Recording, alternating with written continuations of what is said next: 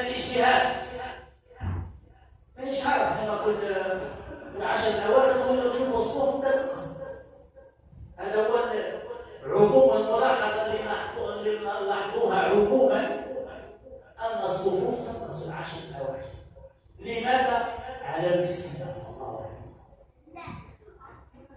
الصفوف التي في الصلاه التي نجدها في اوائل شهر رمضان ماهيش هي الصفوف في نهار 25 من رمضان، ماهيش هي الصفوف تاع نهار 27 من رمضان. ما نكذبوش على روحنا، ماهيش هي الصفوف نهار 28 من رمضان.